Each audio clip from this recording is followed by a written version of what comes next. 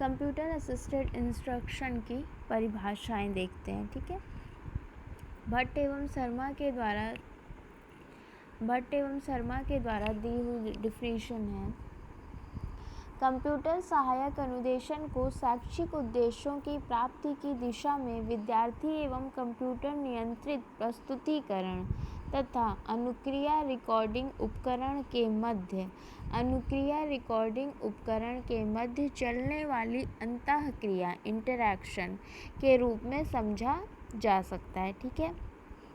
CAI is defined as an interaction between a student or computer controlled display and our response entry device. Response entry device आपकी क्या होगी यहाँ पे? Keyboard हो सकती है, ठीक है, और आपका माउस भी हो सकता है, ठीक है। अगर यस और नो ऑप्शन क्लिक करना है तो आप माउस की सहायता से भी कर सकते हैं कंप्यूटर पर। तो आपका रिस्पॉन्स एंट्री डिवाइस जो है या अनुक्रिया रिकॉर्डिंग उपकरण, ठीक है, वो आपका कीबोर्ड या माउस है, ठीक है। तो इसकी सहायता से हम क्या करेंगे, जो भी लर्नर होगा वो इनपुट देगा, है ना, जो भी उसको वो क्या रिस्पॉन्स कर रहा है वो इनपुट डिवाइसेस की सहायता से या एंट्री डिवाइसेस की सहायता से वो रिस्पॉन्स करेगा, ठीक है। तो अगर हम इस डिफिनीशन से कुछ प्रमुख फैक्ट निकालें कि इसका मतलब है कि कंप्यूटर सहायक अनुदेशन की क्या क्या विशेषता है, तो पहली विशेषता हम कह सकते हैं कि एक है यहाँ पे इंटरैक्शन हो रहा है। जैसे ट्यूटोरियल क्लासेस में इंटरैक्शन होता है ट्यूटर और लर्नर के बीच में, उसी तरीके से CAI के माध्यम से जब सीखा जा रहा है तब वहाँ पर भी अंतःक्रिया के द्वारा ही सीखा जा रहा है, इंटरैक्शन हो रहा है कंप्यूटर और लर्नर के बीच में, ठीक है। देन यहाँ पे आप जो आउटकम्स आ रहा है, ठीक है, इस आउटकम्स के आधार पर आप कह सकते हैं कि लर्नर के अंदर बिहेवियरल चेंजेस आ रहे हैं, ठीक है। एक टीचर भी जो होता है वो बिहेवियरल चेंज ही लाता है प्रोसेसिंग के थ्रू, और यहाँ पर प्रोसेसिंग के लिए वो क्या कर रहा है, कंप्यूटर का यूज़ कर रहा है। तो यहाँ पे मतलब ये जो शिक्षण की सामान्यतः शिक्षण की जो विशेषताएं हैं उससे को हम कंपेयर कर रहे हैं, इससे CAI की जो विशेषता है उसको हम कंपेयर कर रहे हैं एक परंपरागत शिक्षण से, ठीक है। तो इस तरीके से हम इसको देख सकते हैं। चलिए अब इसमें जो प्रमुख फैक्ट्स हैं, जैसे इस डिफिनीशन के अकॉर्डिंग जो हम निकाल सकते हैं प्रमुख फैक्ट्स, कंप्यूटर सहायक अनुदेशन में किसी एक विद्यार्थी तथा कंप्यूटर के बीच उसी प्रकार की अंतःक्रिया चलती है जैसे कि एक ट्यूटोरियल प्रणाली में शिक्षक और शिक्षार्थी के बीच चलती है। In CAI, there is an interaction between individual student and the computer just as happens in the tutorial system. Tutorial system, the tutor पढ़ाता है, learner सीखता है, ठीक है, between the teacher and an individual student, ठीक है। Then computer द्वारा विद्यार्थियों को व्यक्तिगत रूप से अनुदेशन सामग्री को प्रस्तुत करना पूरी तरह से संभव है, ठीक है। यहाँ पर ट्यूटोरियल सिस्टम में भी आप यहाँ जो भी टीचर होता है ना, वो इंडिविजुअली एक स्टूडेंट को, एक लर्नर को अपना जो वो मटेरियल है वो प्रोवाइड कर रहा है ना, क्योंकि जो इंटरैक्शन हो रहा है वो बिल्कुल मतलब सजीव है, बिल्कुल लिविंग है, बिल्कुल ट्रू है इंटरैक्शन, क्योंकि जो भी टीचर ने प्रोग्राम डिज़ाइन किया है उसको सीखने के समय जो इंटरैक्शन हो रहा है वो एक्चुअली टीचर से ही तो इंटरैक्शन हो रहा है, लेकिन टीचर मीडियम डिफरेंट यूज़ कर रहा है, ठीक है। तो यहाँ पर पर्सनलाइज्ड इंस्ट्रक्शन भी हर एक इंडिविजुअल को प्राप्त होता है, ऐसा हम कह सकते हैं। ठीक है, फिर जैसे ही अनुदेशन सामग्री कंप्यूटर के मॉनिटर पर प्रस्तुत की जाती है, विद्यार्थी उससे फ़ायदा उठाकर उसके प्रति वांछित अनुक्रियाएं व्यक्त करता है।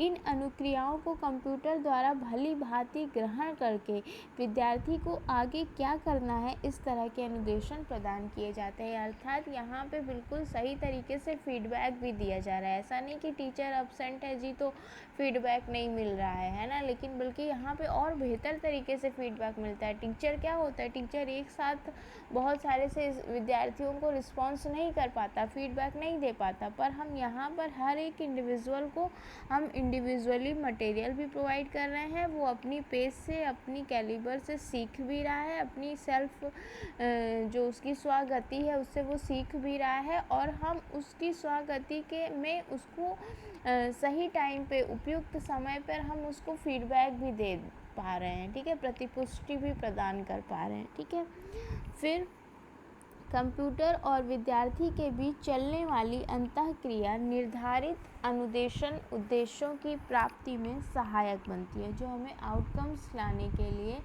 जो प्रोसेसिंग करनी है, उसमें भी ये जो चीज़ें हैं वो अंतःक्रिया, इंटरैक्शन बिल्कुल जस्टिफाइड है, बिल्कुल सही है। ठीक है, ये यहाँ से हमें विशेषताएं निकलती है, लेकिन फिर भी ये जो है वो एक संकुचित परिभाषा है। तो अब हम इसकी व्यापक ब्रॉडर डिफिनीशन देखते हैं। चलिए, तो देखिए, कंप्यूटर सहाय अनुदेशन से अभिप्राय ऐसी अनुदेशन तकनीक या विधि से है जिसके अंतर्गत विद्यार्थी तथा कंप्यूटर संयंत्र के बीच एक ऐसी प्रयोजनपूर्ण अंतःक्रिया चलती रहती है जिसके फलस्वरूप विद्यार्थी विशेष को अपनी क्षमताओं तथा अधिगम गति का अनुसरण करते हुए वांछित अनुदेशनात्मक उद्देश्यों की प्राप्ति में समुचित सहायता प्राप्त होती रहती है। ठीक है, कंप्यूटर असिस्टेड इंस्ट्रक्शन में be defined as a technique or method of instruction, technique or method of instruction,